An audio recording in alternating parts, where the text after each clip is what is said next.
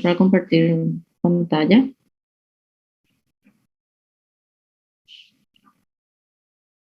Entonces vamos a hablar sobre el ojo como sistema óptico.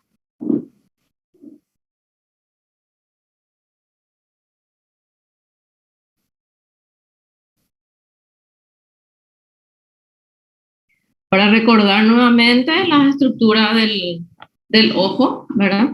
Siempre dar una introducción para que ustedes vayan recordando otra vez las partes del ojo. En el tema del como el ojo como sistema óptico, muy importante que ustedes sepan cuáles son los medios restringentes del ojo, los medios transparentes del ojo y lo que participan en el proceso de la visión, ¿verdad?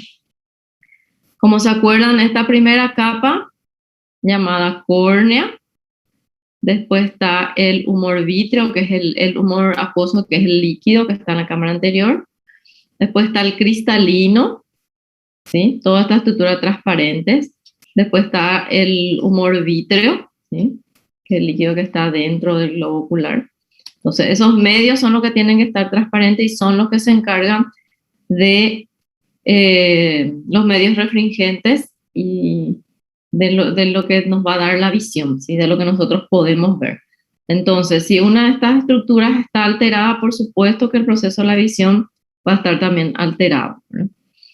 Entonces, vamos a continuar un poquito. ¿Se recuerdan todo? Esta es la parte de anatomía, ¿sí? Esto es el primerito, tienen que ubicarse bien de dónde estamos. Bueno, como dijimos recién, están compuestos como 3 lentes. La córnea, el humor acuoso, como vimos recién en el dibujo, el cristalino y el vitro, ¿sí? La córnea y el humor acuoso te toma como un sistema de lentes, ¿sí? Después está el cristalino y el vitro. Y el cristalino es el que tiene el índice de refracción variable. ¿Qué significa eso? Que tiene la capacidad de variar su poder dióptrico o el poder que tiene de cambiar, de aumentar o disminuir el poder de refracción, el poder de desvío de los rayos de luz que entran dentro del ojo, ¿sí? Entonces, acuérdense de ese dato, ¿sí? Entonces, se tiene el ojo como sistema óptico, se tiene en cuenta como sistemas de 3 lentes. Córneo, humor acuoso, que se toma como 1, cristalino y el vítreo, ¿sí? Son por donde tienen que pasar los rayos luminosos para que llegue a donde tiene que llegar y luego seguir el proceso de la visión para que uno pueda ver y entender lo que ve. Bueno. ¿Qué es lo que nosotros vemos? Lo único que vemos es la luz visible, que es la banda de emisión de ondas electromagnéticas que percibe el ojo humano, ¿sí? Y esa luz visible, esa banda de emisión electromagnética que nosotros vemos va de 400 a 700 nanómetros de longitud de onda. Debajo de eso es ultravioleta y arriba de eso es infrarrojo, ¿sí?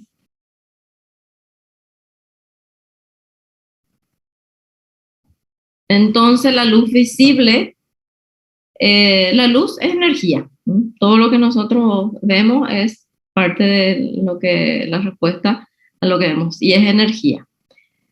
Y como un concepto o como un significado es de la forma que se desplaza la energía y las ondas de luz son el resultado de vibraciones de campos eléctricos y magnéticos y es por esto que son una forma de radiación electromagnética. La luz está considerada como radiación electromagnética en esos rangos que vimos en llamada luz visible. Acá para que tengan ustedes una idea, la luz visible está en este rango, ¿sí? 400 para abajo, 700 para arriba. Es solamente en este pequeño espacio que nosotros vemos, ¿sí? Es lo que percibe el ojo humano, ¿sí? Arriba entonces infrarrojo, abajo ultravioleta. Y estas radiaciones electromagnéticas se dividen en radiaciones no ionizantes y las ionizantes, ¿sí? Las que producen efecto o alteración a nivel de la materia, las que no producen, ¿verdad? Y acá para que ustedes tengan una idea de cuáles son las radiaciones electromagnéticas que están en esos rangos, fuera de lo que es la luz visible, hasta las microondas, las ondas de radio, las frecuencias eléctricas, todo lo que aparentemente no nos hace daño físico, ¿verdad? Y para abajo están la radiación ultravioleta, que está dada por la luz del sol principalmente, y toda la luz artificial que tenemos. Están los rayos X, que utilizamos nosotros en medicina, y los rayos gamma, que ya van hacia otro extremo, ¿sí? Entonces, para que ustedes tengan una idea de dónde está la única franja de onda eléctrica que nosotros vemos, que es la luz visible. Está entre 400 y 700 longitud de onda, ¿sí? Bueno, para que uno tenga una buena visión, por supuesto que las estructuras tienen que estar también dentro de lo normal, ¿sí? Como recordatorio otra vez, vemos el globo ocular, su tamaño aproximado en una media de 22 a 24, y tiene un poder total de refracción de 60 a 62 dioptrías. Después la córnea, el tamaño en diámetro de 10 a 12 milímetros, un espesor aproximado de 1 milímetro, y su dioptría de 40 a 42, o su poder de refracción de 40 a 42 dioptrías. El humor acuoso, ya hablamos que tenía agua, sodio, proteína, enzimas, glucosa, potasio. El cristalino, su diámetro 9 milímetros aproximadamente y 4 de espesor. Y su poder dióptrico es de 20 a 22 dioptrías, su poder de refracción, ¿sí? Y es decir, el grado que tiene más o menos el lente. Y el vítreo con sus componentes, como ya habíamos mencionado en las clases anteriores, y la retina. Es decir, todo esto tiene que estar dentro de lo normal para que podamos tener una buena visión. Vamos a hablar de la refracción. La refracción es justamente la capacidad que tiene de la luz de desviar, ¿sí? De acuerdo a dónde va, a qué superficie atraviesa. Cuando la luz pasa de un medio de menor densidad a otro de mayor, la refracción será mayor, es decir, el desvío de los rayos luminosos va a ser mayor. Cuando es mayor la curvatura, también va a ser mayor la refracción o mayor la desviación de los rayos luminosos. Y la longitud de onda más corta tiene también mayor refracción, es decir, más desvía la luz, ¿sí? Entonces, refracción llamamos al desvío que ocurre con los rayos luminosos que atraviesan ciertas estructuras, ¿sí? O ciertos medios. Acá vamos a hablar de los tipos de lentes, de superficies que atraviesan la luz. En este caso acá una lente, si se acuerdan, algo de óptica que habrán dado, la parte de lentes convergentes y lentes divergentes. Las lentes convergentes que tienen una superficie convexa y las lentes divergentes superficies cóncavas. Las lentes convergentes, entonces al atravesar los rayos luminosos por estas lentes convergentes, lo que hacen es desvío de luz para dentro. Hace una convergencia de los rayos que atraviesan esa estructura. Y en las lentes divergentes hace un desvío de la luz para afuera por la superficie cóncava que tiene. Entonces, esto para que ustedes sepan, porque nuestros ojos o las estructuras que estuvimos viendo tienen también, si es dependiendo que es convergente o divergente. Y también la corrección de la visión, de los problemas refractivos del ojo, se utilizan estos tipos de lentes. De acuerdo a qué problema hay, se utiliza también esto para converger o diverger los rayos luminosos, para que uno pueda ver con nitidez.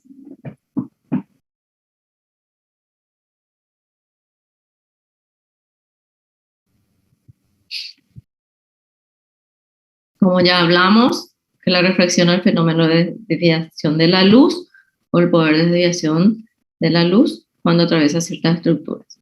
Depende de los factores de disminución, velocidad, onda, la curvatura de la superficie, como ya vimos, y la longitud de onda de los rayos. Acá, por ejemplo, vemos una luz atravesando un vaso con agua. Al proyectar la luz sobre el vaso con agua, ven, el índice de refracción del agua es mayor que el aire, entonces refracta la luz o desvía la luz. Y este es lo mismo, que nuestro ojo está mirando a través del agua y ve como si fuera que se parte una pajita que se introduce dentro del vaso con agua. Da una sensación de que se quiebra, ¿verdad?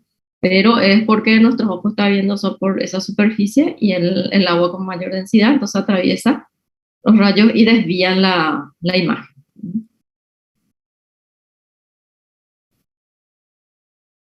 Bueno, nosotros para que podamos analizar la refracción o cuánto nuestros ojos o la superficie refringentes del ojo desvían la luz y para saber si ese ojo está viendo bien o no está viendo bien o está teniendo problemas de vicios de refracción que nosotros llamamos, empleamos métodos objetivos y subjetivos, es decir, ya evaluando al paciente ya en consultorio, ¿sí? Los métodos objetivos, los métodos objetivos tenemos la esquiascopía o retinoscopía que nosotros decimos. Se utiliza el retinoscopio para hacer este estudio. La oftalmoscopía directa, utilizamos el oftalmoscopio. Y los refractores, autorrefractómetros ya computarizados, automáticos, que también utilizamos, que actúan por principios ópticos luminosos, ¿sí? ¿Ustedes ya utilizaron oftalmoscopio en semiología o en semiología lo que se suele dar ya? ¿O nadie todavía vio un oftalmoscopio? A ver, ¿alguien de la clase? Vimos cómo era, doctora, pero nunca usamos. ¿En semiología dieron? No llegamos a usar. No llegaron a usar. Okay. Bueno, les voy a mostrar por lo menos por foto y cuando tengamos las prácticas con los grupos se van a ir familiarizando con el oftalmoscopio, que como médicos deberían de saber utilizar, ¿sí? Como médico general, no solo por si sos oftalmólogo o no, ¿verdad? Lo ideal es que todos los médicos manejen un oftalmoscopio para poder hacer un examen de fondo de ojo directo. Bueno, les voy a mostrar. Este es un oftalmoscopio de cierta marca, ¿verdad? El que se utiliza para hacer el examen de los ojos. Y este es el retinoscopio, que es lo que nosotros usamos para justamente evaluar cuánto desvía los medios refringentes del ojo de cada paciente para saber qué graduación más o menos le falta y qué tipo de ametropía o problemas de la vista está teniendo, ¿sí? Y el anterior, el oftalmoscopio, el oftalmoscopio es para ver los medios transparentes del ojo también, para ver fondo de ojo, para ver reflejo de ojo, el reflejo rojo del ojo, y también sirve para ver las estructuras externas. Si uno sabe manejar, puede ver también la formación de cámara anterior, la córnea, cómo está, el cristalino también ya se ve, el iris, el reflejo fotomotor, todas esas cosas se utiliza el oftalmoscopio para una buena evaluación. Y el retinoscopio, lo que utilizamos, como les expliqué, que es para ver cuánto desvía los medios refringentes del ojo de cada paciente para ver qué problema está teniendo.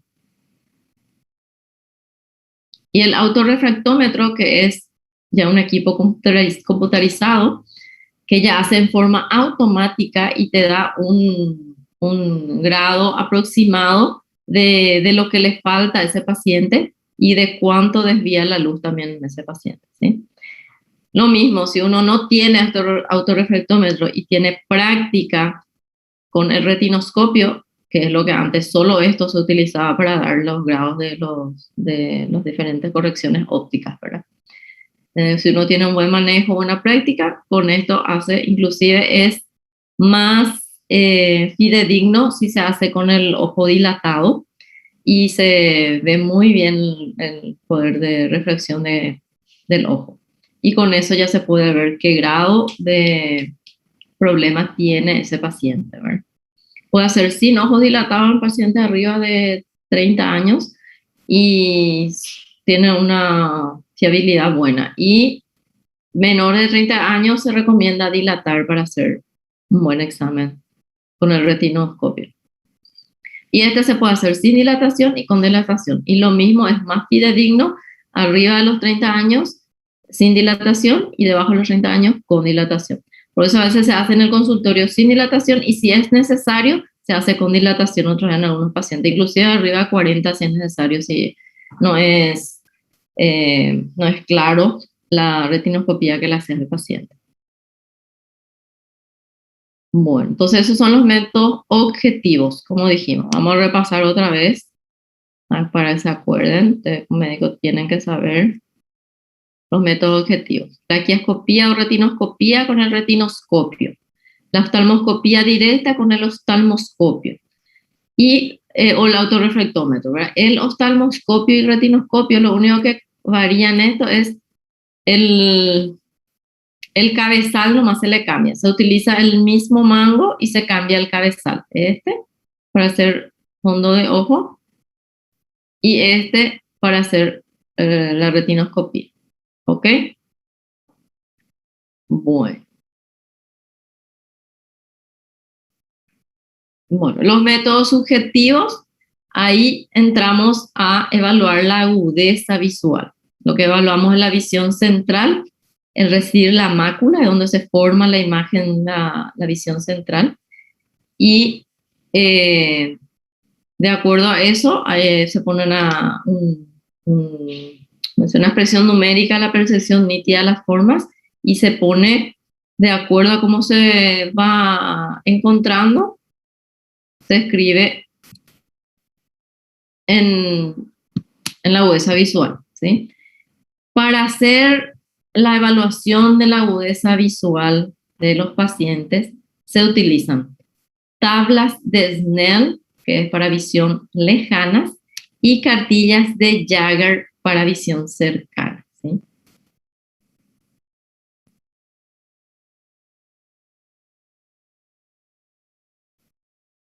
Bueno. Entonces, la agudeza visual, que tiene la capacidad resolutiva de ver detalles pequeños, se realiza en forma monocular, ojo derecho y ojo izquierdo aparte. Primero se controla la agudeza visual del ojo derecho, ocluyendo el ojo izquierdo. Luego, ocluyendo el ojo derecho, se toma el ojo izquierdo. Y en forma binocular, es decir, con los dos ojos. Se toma la visión de lejos y la visión de cerca. Y puede ser con graduación o sin graduación. Si el paciente ya utiliza gafas, se puede tomar la graduación ya directamente con los anteojos para ver cómo está viendo con esa graduación que tiene. Y después se prueba el siguiente ya modificado si es necesario. Y las personas que no usan todavía anteojos o que no llevan su anteojo, se toma ahora sin graduación y se va probando de acuerdo al problema que uno encuentra en ese paciente. Para que nuestra agudeza visual esté bien y que tengamos realmente esa visión buena, tienen que estar la estructura normal, el enfoque adecuado y la vía visual intacta. ¿Se acuerdan que puede ser que el ojo o el globo ocular esté todo dentro de lo normal, pero que la vía visual tenga algún problema, ¿verdad? Es decir, a nivel del nervio óptico, a nivel del quiasma, a nivel de la cintilla, ya sea en cualquier trayecto de la vía visual puede haber algún problema. Entonces, para que haya una buena agudeza visual, aparte de las estructuras normales del ojo, también la vía visual tiene que estar intacta. Y el enfoque adecuado que habla, si vos le tomas la visión lejana, tenés que utilizar las cartillas correspondientes para la visión lejana Y la visión cercana, las cartillas correspondientes para la visión cercana, ¿sí? O si no, no van a poder enfocar y no va a poder tener una buena visión, ¿verdad?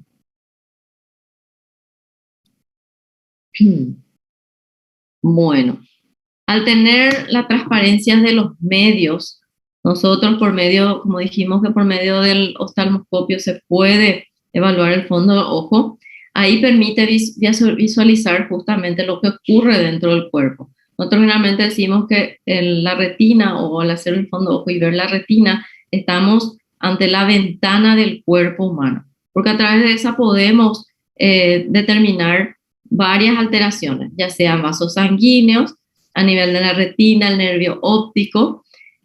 Podemos diagnosticar enfermedades sistémicas, oculares sistémicas, infecciones, alteraciones o enfermedades autoinmunes, enfermedades vasculares, neoplasias, varias patologías se puede determinar por un examen de fondo de ojo. Entonces, la transparencia de los medios también esa es la importancia, ¿sí?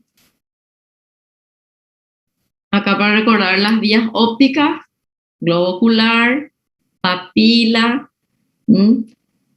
nervio óptico, quiasma óptico, cintilla óptica, cuerpo geniculado, ¿sí? Y la corteza donde llega, hasta donde llegan las radiaciones visuales, ¿verdad? Todo este trayecto tiene que estar también normal para que nosotros podamos ver o comprender lo que vemos, ¿sí? Y acá lo mismo, la luz entra, pasa todos los medios restringentes, llega a la retina por medio de los conos y bastones, lleva la información por el nervio óptico al área visual del cerebro. Entonces, para que tengamos una percepción consciente de lo que vemos, se produce la elaboración, la comunicación con el tejido neuroretinal, que hablamos que la luz atraviesa, llega hasta los conos y bastones. Los medios dióptricos tienen que estar transparentes, recordando otra vez, cristalino, humor córnea, humor acuoso, cristalino, humor vítreo. Y las células nerviosas de la retina, que son estimuladas por las ondas electromagnéticas y por medio de impulsos nerviosos van a las vías ópticas, a las áreas 17 y 18 de Brodmann, que se le considera como la corteza cortical óptica, para que tengamos una percepción visual, ¿sí? Es decir, para que entendamos lo que vemos y comprendamos lo que vemos, tiene que haber todo ese proceso y tienen que estar bien todas esas vías de conexión del ojo-cerebro. Bueno, como dijimos que podemos evaluar la agudeza visual, ¿sí? Acá hablamos de los optotipos, ¿sí? De diferentes tipos. Estos son para personas alfabetizadas y estos pueden ser para personas no alfabetizadas. La E y el niño de Landau, ¿sí? En las letras, les voy a explicar cómo se pone la distancia, la posición, eso.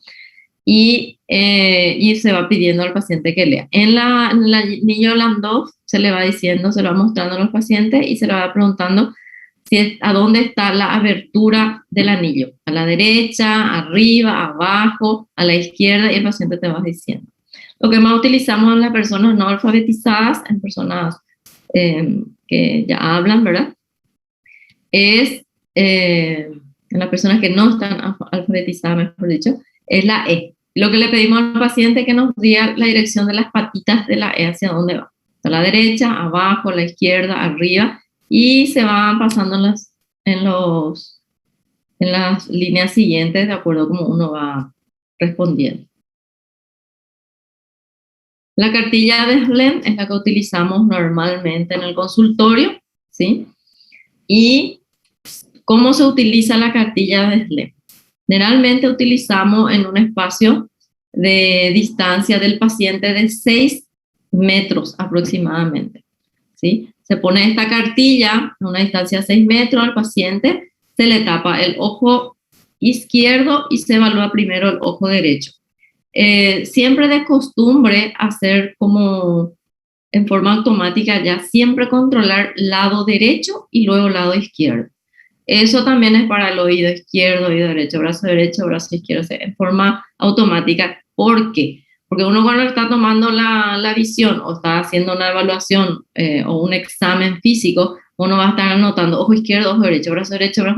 No que en forma automática vos sabés que todo lo que controlaste primero es el derecho y luego el izquierdo. Entonces cuando haces tu historia clínica o cuando vas a escribir, te acordás cuál tomaste primero y en forma automática vas escribiendo en cuál de los ojos tuvo más alteración, o en cuál de los brazos, en cuál en el oído, ¿verdad?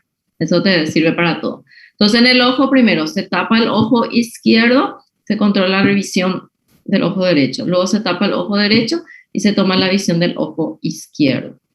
¿Qué hacemos? Vamos preguntándole a los pacientes qué está viendo, le vamos indicando qué letras ve acá, aquí, aquí, va leyendo al paciente hasta donde le mostré la siguiente línea y te dice, no, ahí ya no veo. Entonces, hasta donde ve, esa es su visión de esa distancia sin corrección, si el paciente no tiene anteojo.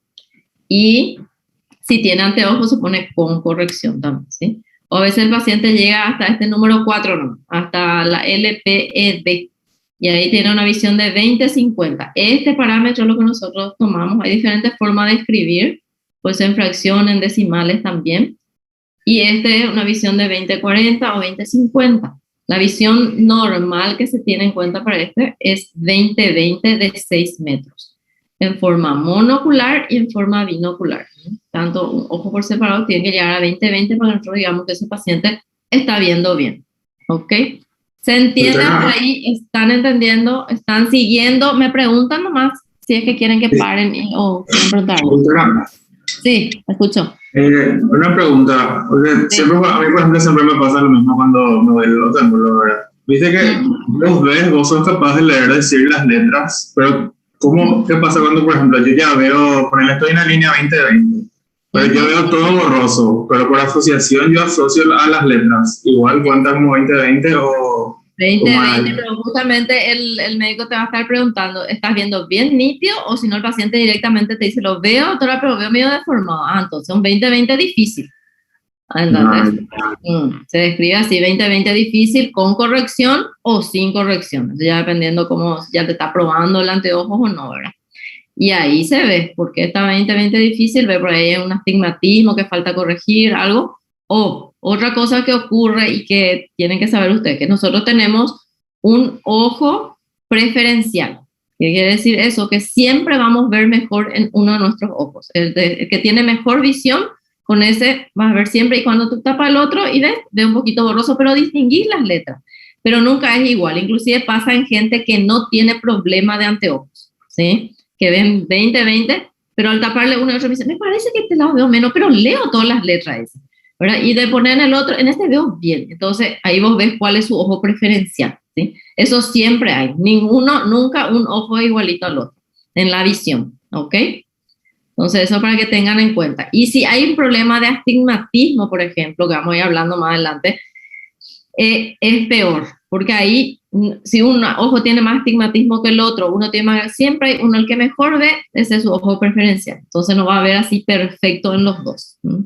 Para que sepan, eso siempre va a ocurrir. Pero como nosotros vemos en forma binocular, utilizamos los dos ojos, entonces al hacerle ver con los dos ojos al paciente, ahí sí veo nítido y no veo doble, no me interfiere, no me molesta el lado que veo borroso, bueno, ahí entonces se queda con esa corrección. ¿Entienden? Bueno, ¿y qué pasa si yo, por ejemplo, imagínense que esta cartilla está a 6 metros de ustedes, ¿sí? Se tapan un ojo y empiezan a ver acá, ven, sin problema, ven, hasta aquí, de 6 metros supongamos que está. Pero ¿qué pasa si yo le muestro al paciente y me dice que esta letra enorme ya no ve? ¿Qué pasa ahí? ¿Cómo voy a describir yo la visión de ese paciente? ¿Cómo se imaginan ustedes? ¿Alguien quiere dar alguna idea de cómo se dice o qué se hace cuando yo ya no veo esa letra grande? ¿Qué voy a hacer para poder escribir cómo está esa visión de ese paciente? ¿Quién se anima? Nadie. Visión en bulto, no sabes. Puede ser visión bulto o visión. Antes de eso hay otro. En cuenta de dos. 50 dedos. Entonces, se le tapa el ojo izquierdo al paciente y se pone, más o menos te pones a 3 metros del paciente y le mostrás, a la mitad de lo que vos te pones en la cartilla, le mostrás los dedos. Le mostrás 1, 2, 3 y te va diciendo. Si el paciente no consigue decirte, te acerca a 1 metro y no consigue decirte cuántos dedos ves, ¿qué hacemos?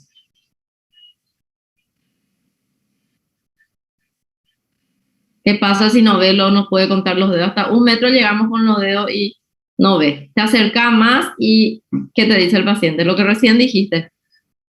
Alguien dijo visión bulto. Y la visión bulto por ahí, bueno, si es que te acercas, no te puedes usar la tabla de Jaeger. ¿Cómo? Si es que vas a hacer así de cerca, no se usa la tabla de Jaeger para la visión cercana. No. Como si vos no estás viendo ni siquiera la letra grande ni los dedos, no está contando, no te va a leer nada. Y 1 metro ya está. Entonces se hace visión bulto. Visión bulto, 1 metro del paciente, le muestra la mano. No ve, le puedo acercar hasta 30 centímetros. Ahí le muestra la mano y dice, ay, veo que estás moviendo algo, te dice.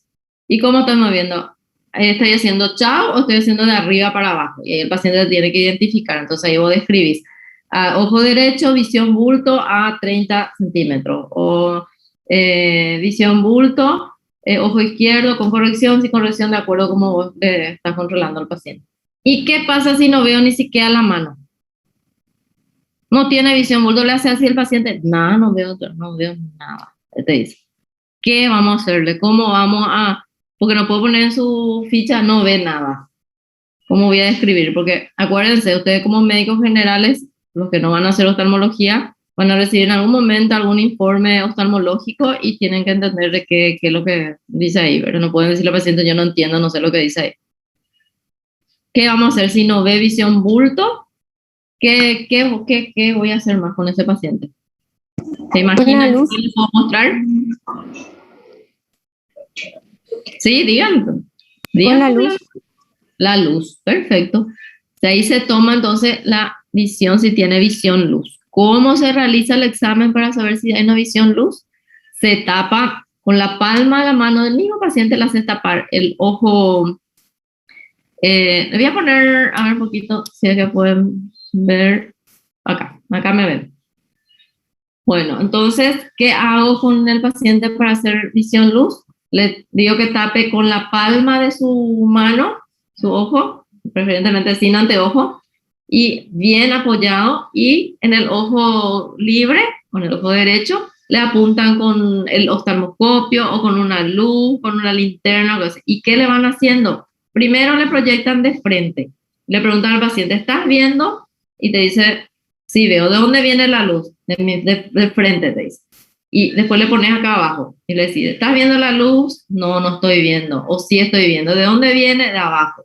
Suele proyectar. Los 4 cuadrantes se proyectan la luz al paciente y te va diciendo en dónde está viendo. Porque hay pacientes que te ve en el cuadrante superior, cuadrante externo e inferior y no te ve el cuadrante interno. O te ve en el centro y te ve al costado y no ve arriba ni abajo.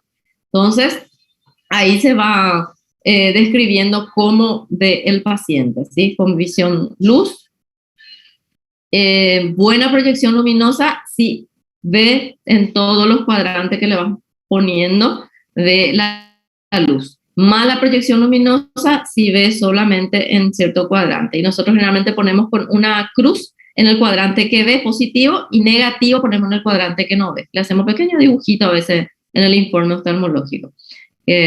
Cómo está bien percibiendo la luz. ¿Ok? ¿Entendieron más o menos? Más o menos una idea. Cuando tengamos la práctica vamos a poder ver con los grupos, con los diferentes colegas, van a ir practicando esto para que ustedes puedan grabar mejor, ¿sí? Bueno. Doctora, sí, con luz apagada tiene que ser con luz apagada. Sí, realmente el examen oftalmológico, más de uno se habrá ido ya al oftalmólogo, nosotros trabajamos siempre con luz apagada, luz tenue, un veladorcito más encendido, con poca luz, justamente. Porque ahí lo que hacemos es ayudamos a la pupila, cuando hay poca luz, ¿qué pasa con la pupila? Se dilata. Se dilata. Entonces, ¿qué nos deja ver? Al dilatar la pupila nos deja ver mejor el cristalino y entonces la luz penetra más en el ojo y podemos ver también la refracción del paciente, ¿sí? Por eso que en los niños muchas veces nosotros le dilatamos sí o sí la pupila, porque a veces ellos no colaboran luego bien y te dicen, a veces te dicen no veo nada, pero sí ven, entonces vemos igual con la dilatación, ¿verdad? Y en personas mayores igual a veces solemos dilatar cuando encontramos que no coincide con lo que estamos encontrando en la refracción, en lo que ve el paciente y cómo se manifiestan las molestias que tiene también, ¿sí? Entonces se hacen esos casos también. Bueno, pero siempre en la oscuridad hacemos o primero un ojo y luego el otro, ¿sí?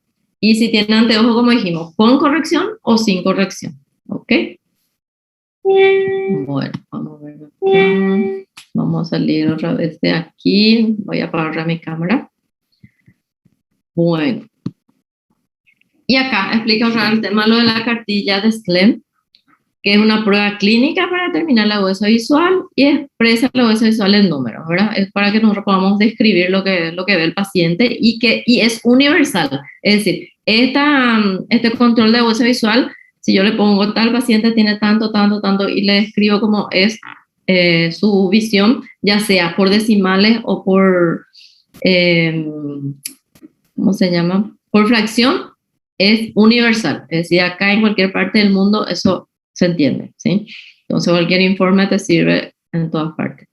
Y para emplearla, como les dije, se pone el examinado a una distancia de 6 metros de la cartilla y se señala a las líneas más pequeñas de letras que el paciente pueda distinguir, ¿sí? Entonces ahí es lo que obtenemos el tema de la agudeza visual. Bueno, entonces si ves bien el paciente es 20-20 sin corrección o 20-20 con corrección, dependiendo si usa anteojo o no necesita anteojo. O si necesita y ve bien, con el anteojo tiene también 20-20, ¿sí? Y otra cosa que tienen que recordarse que nosotros podemos tener muy buena visión en un solo ojo y estar ciego o tener una visión súper disminuida en el otro ojo, ¿sí? Entonces ahí tenemos una visión monocular y perdemos ciertas, ¿cómo te voy a decir? Ciertas características que tienen que tener la visión binocular, que vamos a hablar un poquito más adelante, ¿sí? Bueno, la patología de la refracción. Acá vamos a hablar de diferentes cosas para hacer un recuerdo de la agudeza visual, la visión de los colores, metropía, dioptría, cómo hacemos ver qué es lo que significa cada uno. Y vamos a hablar de sus defectos, ¿sí? De los defectos de la refracción. Ahí ya hablamos de la miopía, la hipermetropía, el astigmatismo. Hablamos de la presbicia. Y vamos a hablar de las correcciones, ¿sí? Los tipos de correcciones y cómo se pueden corregir, ¿sí? Bueno.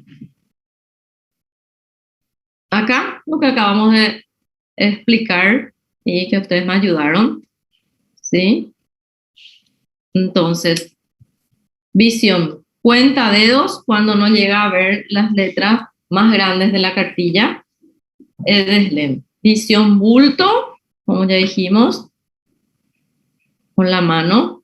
Visión luz, buena proyección luminosa, mala proyección luminosa. Buena proyección luminosa, acuérdense que ves en todos los cuadrantes. Y mala proyección que puede ver en un cuadrante sí, en un cuadrante no, o en uno no y en el resto sí. Y visión cero cuando el paciente dice que ni siquiera la luz percibe, ¿sí? Y ahí ya tenemos que ver qué pasó. Visión de los colores. La visión de los colores nosotros tomamos con el test de Ishihara para ver si hay algún grado de daltonismo. Hay diferentes tipos de daltonismo con nombres bien complicados. Eso ya a quien le interesa puede entrar a leer los tipos de daltonismo. Y se detecta por el test de Ishihara. A ver, todos están viendo qué números hay. A ver, ¿quién me dice si ven todo bien? 25, 29, 56, 45, 6 y 8. Perfecto. Bueno, vos por lo menos no tenés daltonismo, ¿sí? Bueno, si alguno de los oyentes está con alguna dificultad en ver alguno de esos números que dijo el compañero, les espero por el consultorio, ¿sí? Para ver qué hacemos. Bueno, a ver, bueno, el ojo hemétrope. ¿A qué nosotros decimos hemétrope? Cuando no hay ningún defecto de refracción, es decir, no hay ningún defecto en la agudeza visual y en la visión, ¿sí?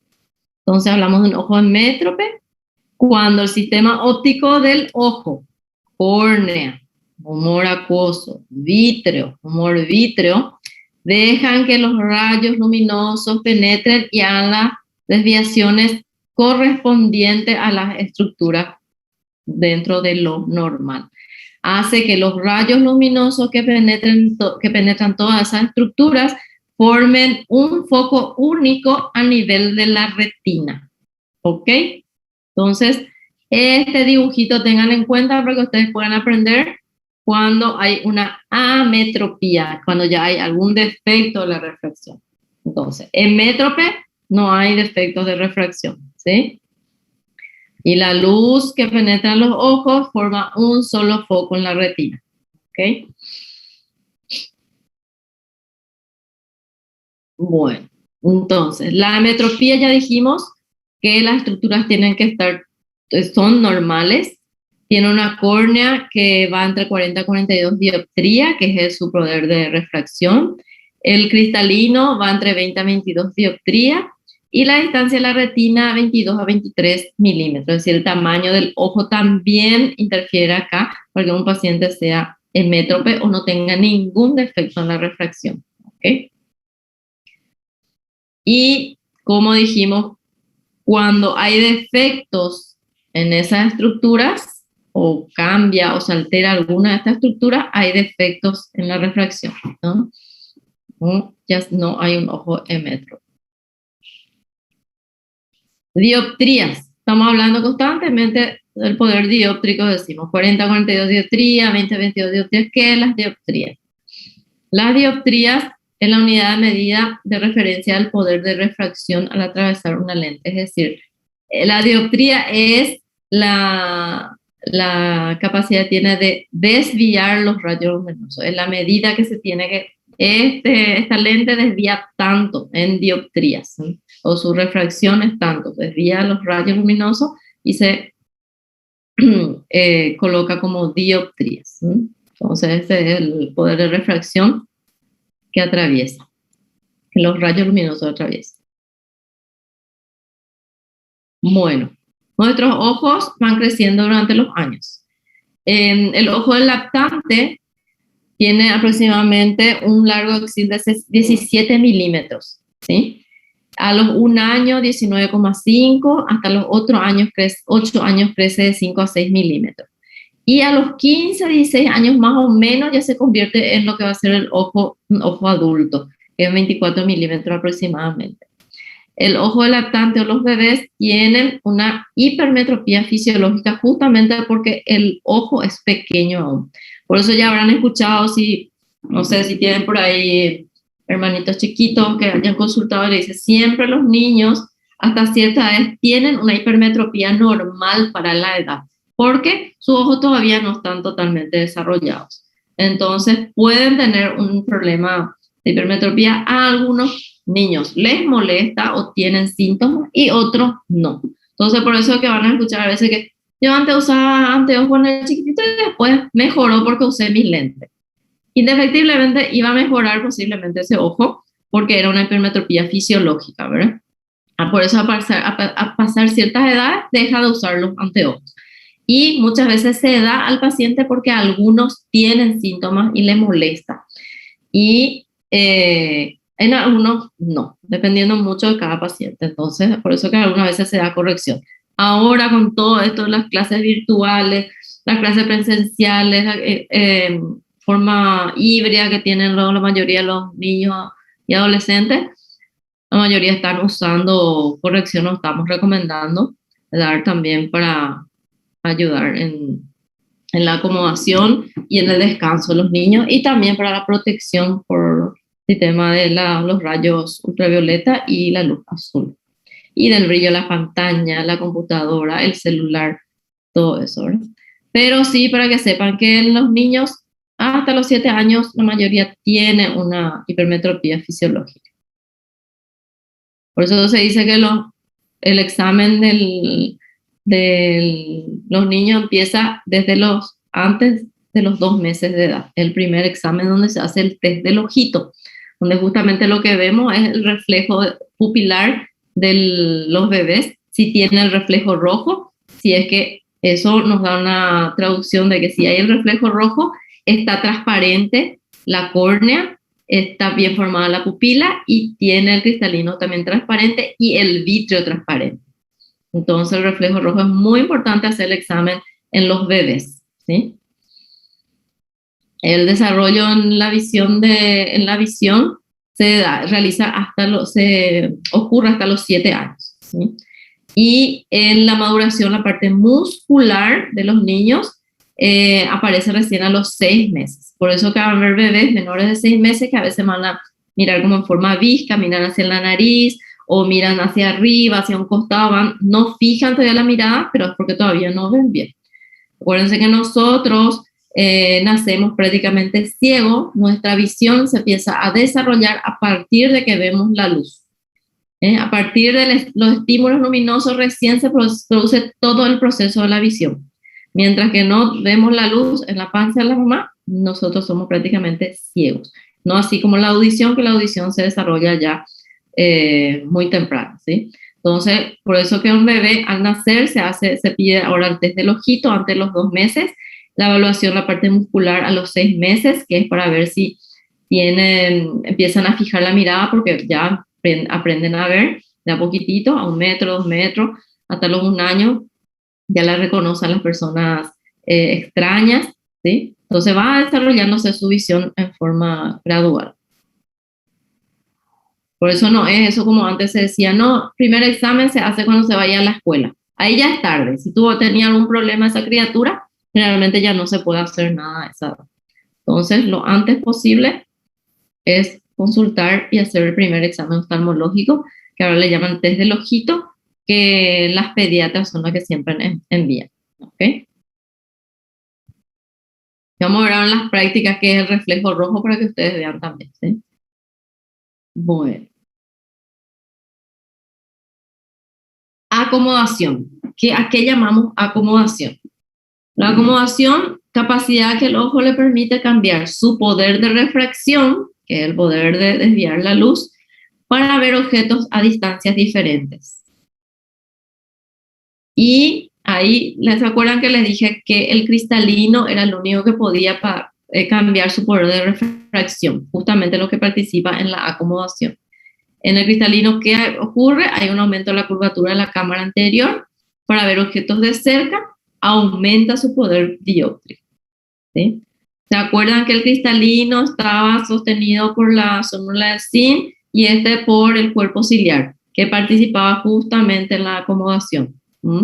Eran como esas telitas de araña, como le dije, que es lo que se va perdiendo a veces a partir de los 40 años, y ahí hay una alteración en el poder de la acomodación. El poder de la acomodación es como el zoom del ojo, ¿sí? Así como de las cámaras o el teléfono, nosotros agrandamos, acercamos, alejamos, acercamos. Esto es lo que ocurre, y lo que cambia su poder de refracción es el cristalino. ¿Está bien? Bueno.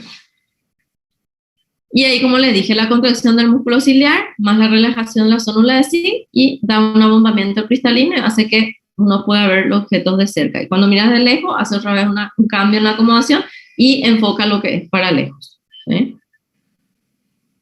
La amplitud de la acomodación, cuando uno es niño, generalmente la amplitud de acomodación es muy alta, 14 dioptrías, es decir, que ustedes ponen, si son criaturas y ponen el objeto a 8 centímetros de sus ojos, van a ver perfectamente.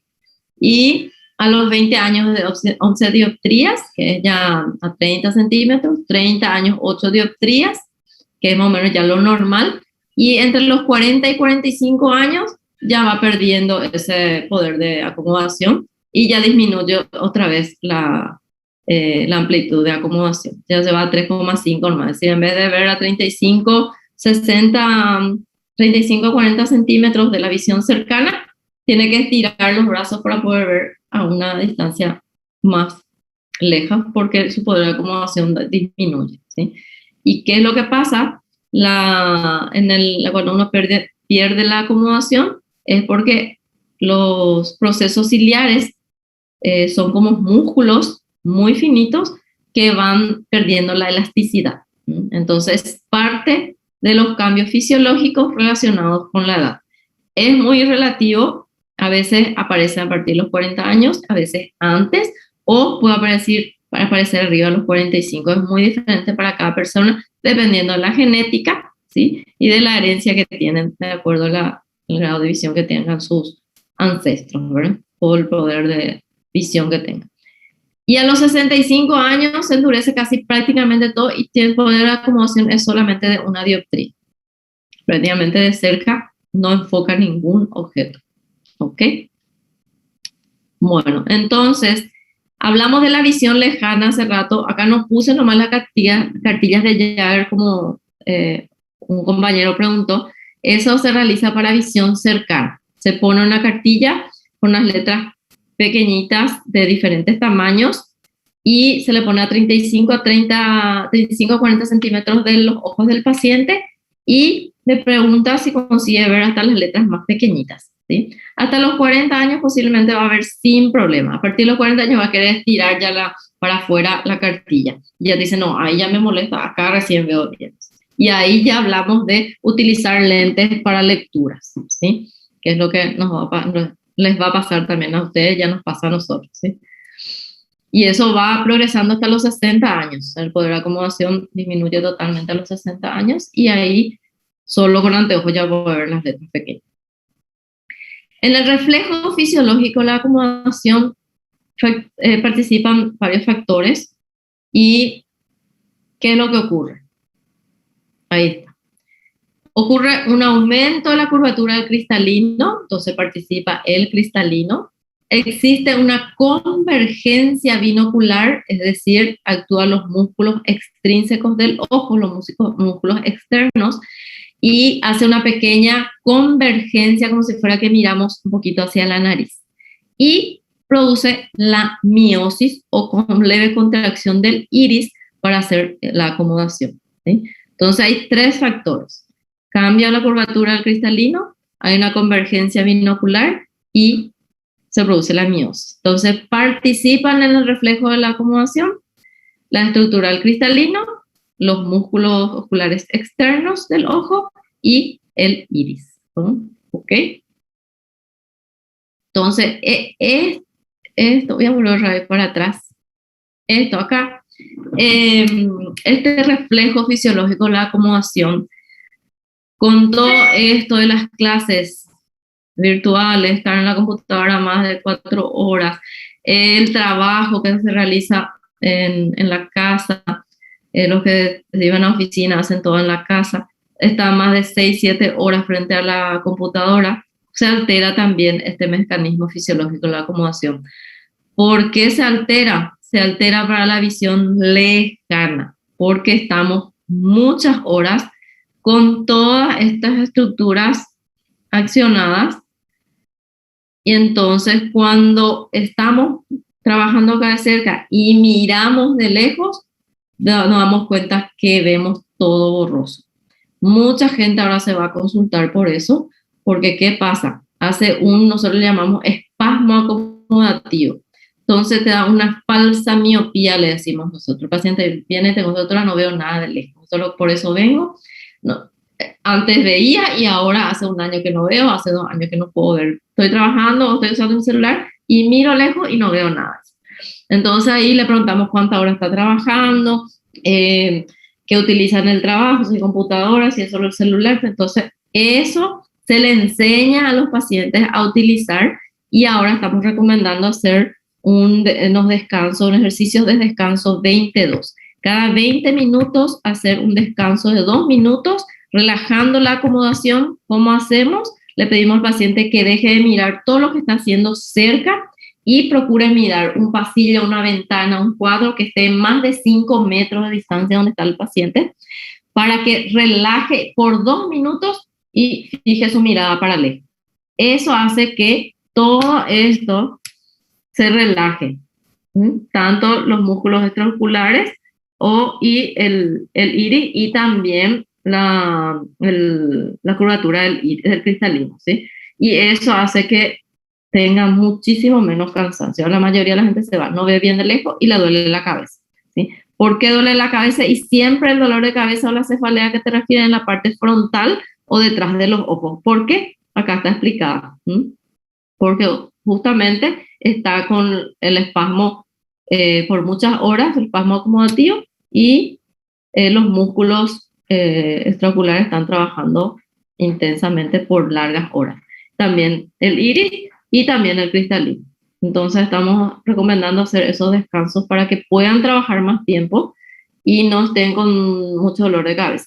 Se le da igual lentes de protección, ¿sí? O si es que tiene algún vicio de reflexión, se le da la corrección necesaria, pero igual se pide que haga ese descanso, porque si no igual los músculos van a doler y realmente duele toda la parte frontal y retroocular del ojo. ¿Ok? Bueno. ¿Alguna pregunta? ¿Algo que quieran saber hasta ahí?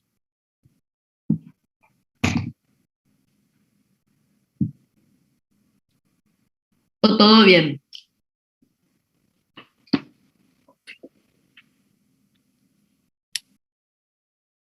¿Nadie quiere saber más nada? ¿Entendieron todo hasta ahí?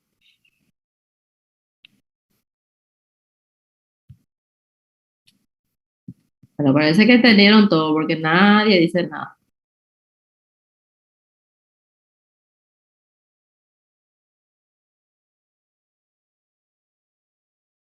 Bueno. ¿Ustedes tienen alguna clase después de esta otra vez? Si alguien me puede responder. Lo que tenemos, o sea, ahora no todavía, doctora, a las 6. Bueno. Bueno, entonces sí. tenemos todavía tiempo. Ok. Sí. Vamos a ir entonces así para terminar. Bueno, ¿entendieron por lo menos hasta ahí de lo que estamos hablando? Cualquier cosa me interrumpen nomás o me escriben y ahí vamos a responder, ¿sí?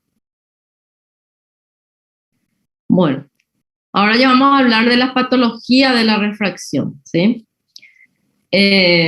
Vamos a hablar primero de la visión binocular. Como dijimos ya hace rato, que es cuando vemos con los dos ojos, ¿sí? Y es la capacidad de fusionar la imagen de ambos ojos y nos da la estereopsis y la tridimensionalidad. ¿Se acuerdan que les dije que cuando vemos con un solo ojo vamos perdiendo ciertos detalles? Entonces lo que vamos perdiendo justamente es la estereopsis y la tridimensionalidad. La estereopsis es lo que nos hace ver los objetos en las distancias, si está lejos, cerca, ¿sí? Y la tridimensionalidad va a ver la profundidad del objeto, la forma y profundidad del objeto. Entonces, los pacientes que ven en forma binocular tienen estos factores presentes. Y los que no tienen y que tienen solamente un ojo que ven bien o que ven normal y el otro tienen muy poca visión o algunos ciegos realmente, pierden totalmente la capacidad de la distancia y la profundidad. Justamente por eso se recomiendan pacientes que tienen problemas de visión en un solo ojo, no se recomiendan que manejen, ¿sí? Y también de realizar ciertos tipos de actividades de trabajo, por ejemplo, cosas muy minuciosas que necesitas mucha atención para ver la distancia, dónde vas a ubicar ciertas cosas. Inclusive en cirugía tenés que tener una visión binocular bien para poder trabajar bien, ¿verdad? Si tenés solamente un lado que ves mejor y el otro no, o el otro muy disminuido, tenés posibilidad de complicarte, ¿sí?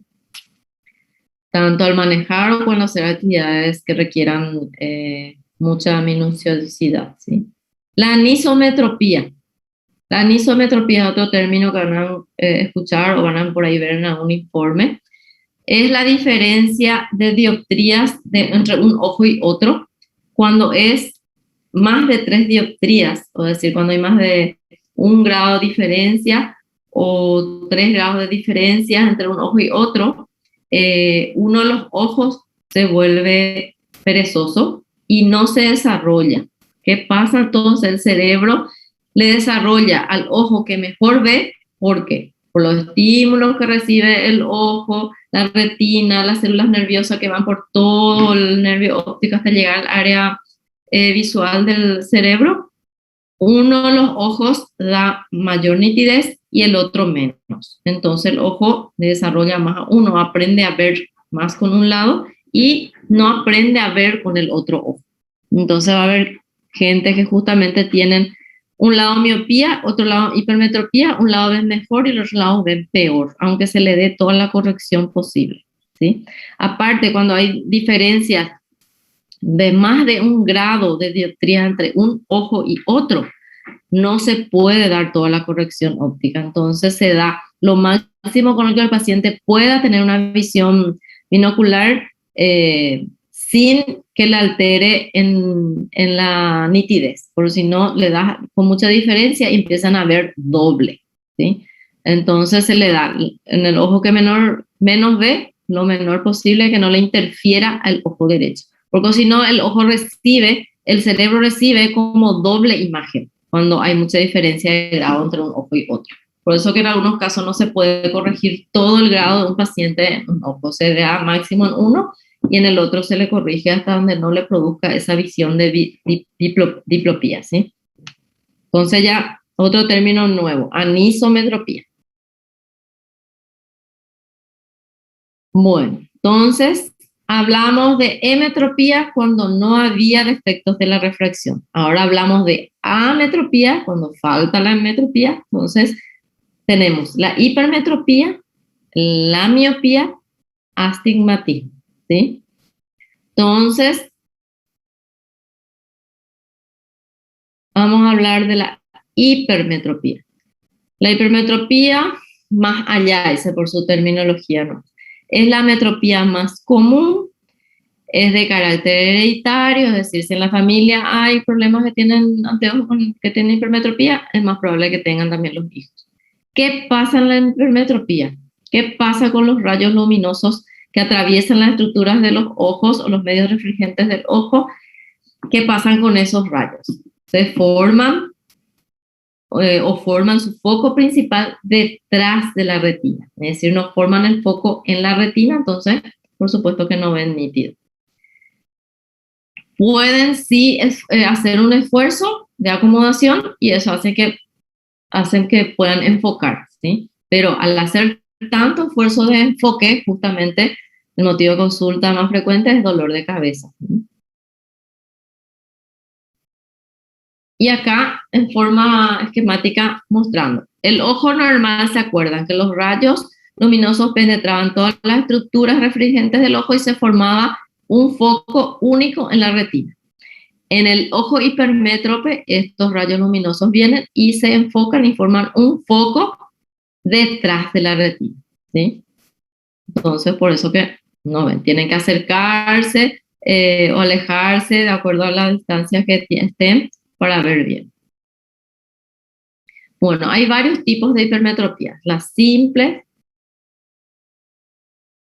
que pueden ser por ojos pequeños en su largo axil, pueden ser por el aplanamiento de cámara anterior, pueden ser por el cristalino más grande, puede haber una pseudoneuritis o aspecto congestivo de la papila más pequeña sin patología realmente del nervio óptico, uno ya nace con eso. Y después está la hipermetropía patológica, que puede estar dada por un leucoma, ¿sí? Cuando no está transparente en los medios refringentes del ojo, cuando hay una afasia, cuando no hay cristalino, cuando hay catarata, ¿sí? Leucoma puede haber a nivel de la córnea, ya tenga una mancha blanquecina o algo que le esté obstruyendo el paso de los rayos luminosos adentro del ojo. La afasia, cuando no tiene cristalino, entonces el poder de refracción del cristalino está ausente, entonces el desvío de la luz de los ojos en ese ojo es totalmente anormal. Y catarata, cuando La catarata es a nivel del cristalino. Entonces, cuando hay una esclerosis del cristalino o una catarata, cuando hay una opacificación del cristalino, se produce también una hipermetropía patológica. La catarata puede ser incipiente, estar empezando, puede ser una cortical, una nuclear, en donde el paciente ve todavía, pero no ve más bien, ¿sí? Entonces, a veces mejora todavía un poquitito con anteojos y a veces ya no. Y en la diabetes también puede haber una hipermetropía, ¿sí? Acuérdense que todo lo que se altera, los medios refrigerantes del ojo, pueden haber una alteración, ¿no? En la diabetes, ¿por qué? Porque el humor acuoso y el humor vítreo, acuérdense que tienen glucosa. Entonces, se altera eso, se altera su índice de refracción también. También se ven subluxaciones del cristalino, es decir, cuando el cristalino no está en la posición normal, o se mueve o nace con algún problema en la posición del cristalino. Puede ser por traumatismos también, que se mueve de lugar. Después, las formas de hipermetropía y la facultativa, las latentes, la absoluta, la manifiesta y la total. Esto es más para citar nomás, porque solo si son oftalmólogos lo van a estudiar cada uno y le va a interesar para qué es, ¿verdad? ¿Cuáles son los síntomas de la hipermetropía?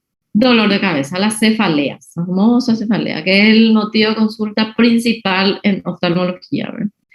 Pueden dar náuseas, vómitos, mareos, visión borrosa y astenopía. Astenopía decimos nosotros cuando hay picazón, ardor, lagrimeo, molesta la luz, le molesta la oscuridad, la claridad, bueno, una serie de síntomas que pueden tener en varias metropías, no solo en la hipermetropía. Casi en todos los problemas de refracción existe cierto grado de astenopía, de molestias a nivel ocular. El tratamiento se puede tratar con anteojos, con corrección óptica con anteojos aéreos, ¿verdad? Se corrige con lentes esféricos positivos, convexos, convergentes, ¿sí? ¿Se acuerdan de la lente que les mostré? Que tiene convexo es que tienen abombadas las dos superficies, ¿sí? Entonces, al pasar los rayos luminosos, hace una convergencia y eso hace que acerque el foco y se forme en la retina, ¿sí? Entonces, acuérdense porque esto suele ser pregunta de examen. La hipermetropía se corrige con lentes esféricas positivas convexas. Se pueden hacer con lentes también lentes de contacto, ¿sí? Y con cirugías correctivas, ¿sí? Que puede ser con láser. Miopía. La miopía o guiñar es una metropía más frecuente, preocupante, componente hereditario. ¿Y qué pasa en la miopía? Los rayos luminosos se enfocan en el humor vítreo, es decir, ni siquiera llegan a la retina, entonces el foco se forma delante del plano retinal, ¿sí? Entonces, ¿qué pasa? Solo ve cuando se acerca, por eso que los miopes ven bien de cerca y no ven bien de lejos, porque al acercarse hace que los rayos formen su foco en el plano de la retina, y al alejarse forman su foco en el vítreo, ¿sí? Entonces no llegan bien los rayos luminosos donde tiene que ser. Es mejor de cerca. Y en forma esquemática para recordar. El ojo normal, el metrópe, los rayos forman en la retina. El miope, los rayos forman delante de la retina. ¿Ok? Realmente se ven en ojos un poquito más alargados. Y acá, los factores que pueden tener en cuenta en la etiopatogenia de la miopía. Hereditario y genético, como ya dijimos, generalmente en la familia hay gente que tiene problemas, ya sea parte de la mamá, el papá, tío, abuelo, lo que sea, alguien tiene un problema, por eso llega a tener miopía. En otros casos que pueden tener miopía, hipermetropía y no tienen que ver por ahí con la herencia, es en los pacientes que son prematuros, ¿sí? Los prematuros generalmente, como salieron de la panza de la mamá antes de que se desarrolle todas las estructuras del ojo, entonces hace que tengan problemas de estrabismo congénito o problemas de miopía o hipermetropía. Y pueden aparecer hasta los 5 años y se considera congénito, ¿ok? Pero realmente es por la prematurez. Bueno, La etiopatogenia de la miopía, entonces, hereditario y genético, ambientales, oculares, ¿sí? Ambientales, antes se creía que no tenía nada que ver el de que vos miras mucho tiempo de cerca y te va a afectar la visión, si que te acercas mucho, bueno, antes se creía por los estudios que se hizo que no tenía relevancia. Pero de que apareció la época o la era digital, esto sí tiene muchísimo que ver. Justamente porque los niños cada vez más temprano, los padres jóvenes le están dando los celulares o la computadora o el tablet como entretenimiento, como niñera. Entonces, ¿qué pasa? Ese ojo como está recién en desarrollo, el cerebro está en desarrollo, entonces desarrolla la visión para cerca y le dificulta desarrollar la visión para lejos, ¿sí? Eso es si le dan a la criatura desde muy temprano. Nosotros estamos recomendando a nivel de pediatría y oftalmología celular, tablet, computadora arriba de los 7 años, ¿sí? Antes de eso, para mostrarle una foto, algo así que le queremos mostrar así, pero no para darle para que vea videos, dibujitos, música, nada de eso no se recomienda antes de los 7 años, ¿sí? Pero es por este problema justamente que estamos teniendo muchísimos niños con miopía, porque justamente el cerebro no aprende a ver de lejos. Y también por el efecto de la acomodación. Cuando más temprano usamos eso, más efectos negativos vamos a ir teniendo, ¿sí? Y los oculares es de acuerdo al tamaño del ojo. Generalmente ojos grandes tienden a tener miopía. Tipos de miopía puede ser simple, que son las miopías simples cuando llegan hasta 6 grados de miopía. Miopías patológicas cuando hay más de 6 grados de miopía y ya hay alteraciones también a nivel de la retina, ya se le llama miopías degenerativas, ¿sí? Miopías patológicas más de 6 grados, miopía degenerativa ya con lesiones retinales degenerativas. ¿Cómo se ve en la miopía simple?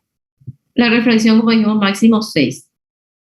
Y la corrección casi perfecta en los individuos normal con el grado que le encontrás, el paciente suele ver súper bien. Pero a veces pacientes que tienen problemas de miopía, algunos ven mejor, poner que tengan el mismo grado, pero unos ven mejor con grados más altos y otros con grados menores. Esos son diferentes para cada individuo. Por eso que dice, existen grandes variaciones de agudeza visual para un mismo grado de miopía. Siempre decimos que la miopía se corrige. La mejor graduación con el que el paciente pueda distinguir las letras a nivel de 20/20, ¿sí?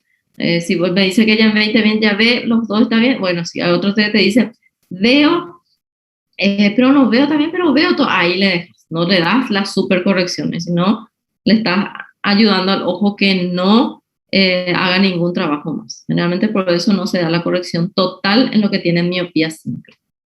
Se le va dando de a poco. La miopía maligna es de naturaleza biomecánica o heredodegenerativa. ¿Por qué se le dice de naturaleza biomecánica? Porque por lo que se fue estudiando se ve como si fuera que el ojo no para de crecer. Y es como si fuera que las paredes del ojo se van adelgazando. A eso le llamamos miopía maligna, ¿sí? Entonces parece como si fuera que sigue creciendo el ojo y es evidente antes de los 10 años de degeneración, a partir de los 50 años, más en mujeres y es hereditario.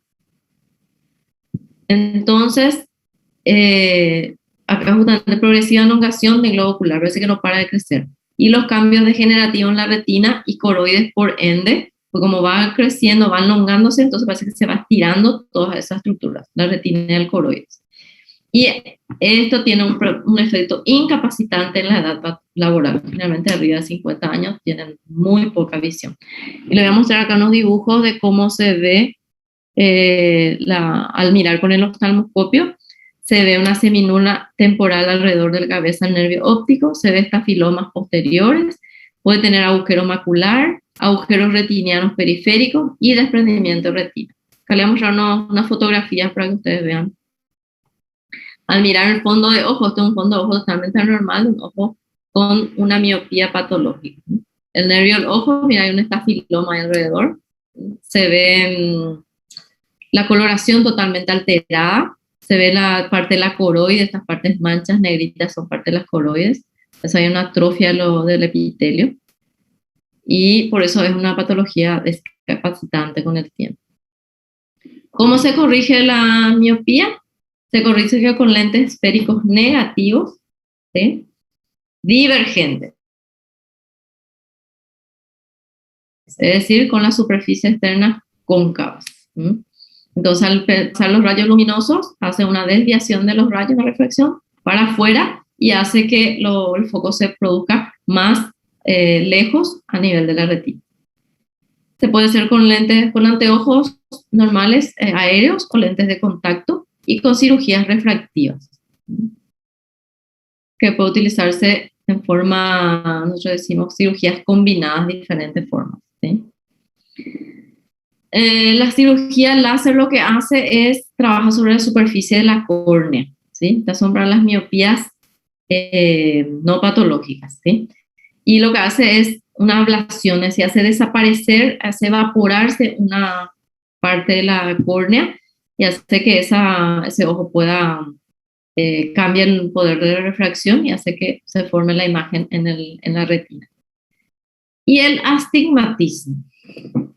Entonces hablamos ya de la hipermetropía y la miopía. El astigmatismo son cuando los rayos luminosos atraviesan en forma desigual por los distintos meridianos oculares. Presentan dos planos focales distintos y produce una incomodidad visual. ¿Qué es lo que pasa? Se produce como doble foco, como doble imagen. Van a ver en el dibujo que le va a mostrar. Los rayos luminosos, al atravesar las estructuras de la córnea, el vítreo, se desvían en diferentes posiciones y forman como doble imagen a nivel de la retina. Y por eso el cerebro no percibe como una imagen única y ve borroso. El paciente dice, veo, pero no veo enfocado, parece que está desenfocado. Eso es porque tiene un astigmatismo. Y el componente principal es la superficie anterior de la córnea, ¿sí? Realmente el astigmatismo es la córnea. Por eso puede haber variación, mucha variación durante los años. En la gente que se toca mucho los ojos, en los pacientes alérgicos, en pacientes con ojos secos, se pueden alterar los grados de astigmatismo de un año para otro. Y la herencia, evidentemente si hay un problema en los padres, abuelos, tíos, también puede haber el astigmatismo hereditario. Y este en forma esquemática. El normal, los rayos forman la retina y el astigmatismo forman como doble foco. Puede formar antes de la retina o después de la retina también, o en diferentes planos. ¿Por qué? Porque el astigmatismo pueden ser combinados, ¿sí? Vos podés tener una hipermetropía con astigmatismo, una miopía con astigmatismo o un astigmatismo puro, ¿sí?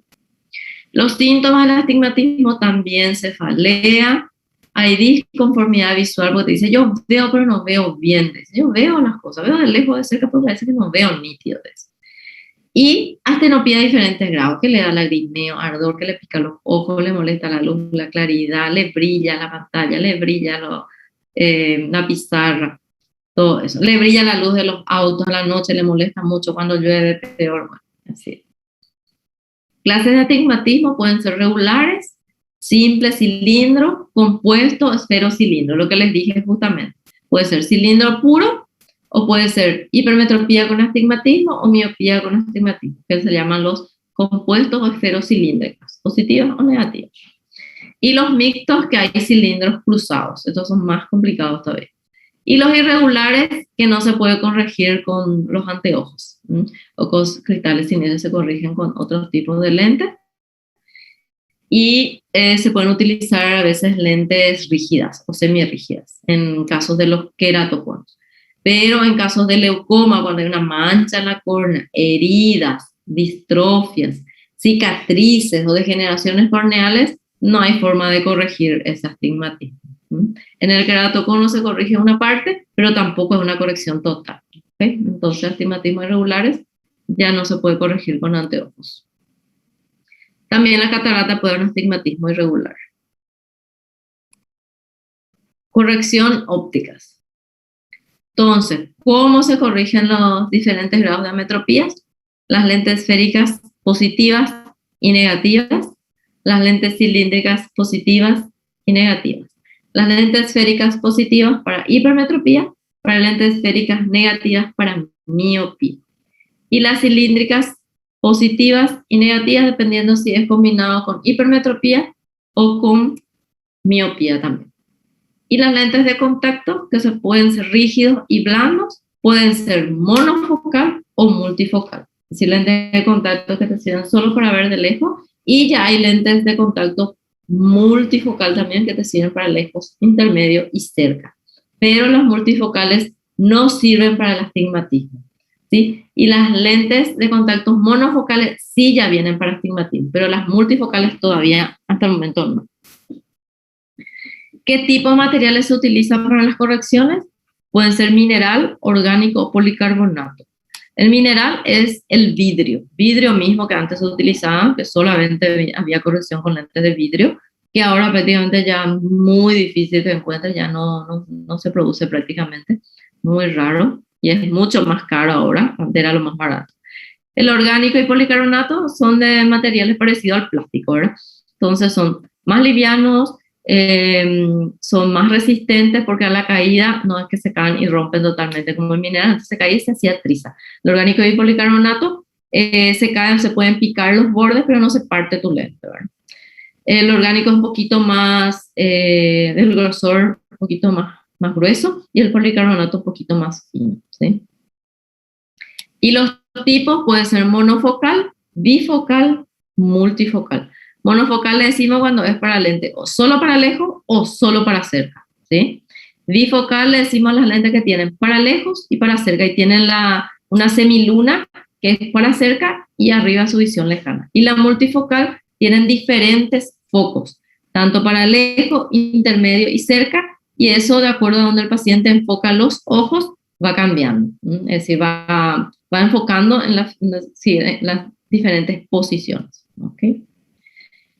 También se tienen lo que se les puede colocar a los anteojos. Pueden darse la protección para pacientes que tienen mucha fotofobia o mucha molestia para la luz artificial o la luz natural. Se hacen los fotocromáticos, que son lentes con células fotosensibles inteligentes que cambian de color de acuerdo a la exposición a la luz, ¿sí? Cuando salen al sol se vuelven oscuras y cuando entran a la sombra se vuelven claras otra vez. Otra protección que se le pone es el antirreflejo, justamente para evitar ese destello de luz, de la luz artificial, de la computadora, del celular, justamente para que no te brille todos los ojos. Se le pone este antirreflejo, hace que corte casi totalmente el reflejo de la luz. Y la protección luz azul, que antes se creía que no producía ningún efecto a nivel del ojo, con estudios ahora se vieron que con el uso más temprano de los dispositivos electrónicos digitales, se encontró que esto también produce una alteración a nivel de las neuronas o las células las neuronas de la retina, de las células nerviosas de la retina. Y se vio que produce muerte a nivel de las células y alteraciones comparadas como las que tienen las relacionadas con la edad, pero en personas mucho más jóvenes. Se detectaron ahora en pacientes mayores de 30 años que ya están con problemas justamente de degeneraciones maculares por problema de la luz azul, por el exceso realmente, ¿verdad? Entonces ahora se recomienda, se ponen esa protección también. Antirreflejo, luz azul y VX, que es lo que se pone también, ¿verdad? Y bueno, creo que hasta ahí llegamos, chicos. Estamos 4:30, entonces ya espero que les haya gustado la clase, que hayan entendido algo. Cualquier cosita que quieran preguntar, pueden preguntar ahora. Si entendieron todo, entendieron más o menos. Ahora ya vamos a vernos en las prácticas con lo que entendieron o no. ¿Ok? Sí, doctora, muchas gracias. Dale, gracias a ustedes y a los que estuvieron atendiendo, ¿sí? Bueno, nos vemos para la próxima clase, ¿sí? Y Está estudia bien. para el próximo parcial. Bueno, doctora. Bueno, dale, suerte. Chao, chicos. Chao, chao. Muchas gracias, Chao, doctora. chao. Hasta luego. Gracias a Doctora. ustedes. Chao, chao.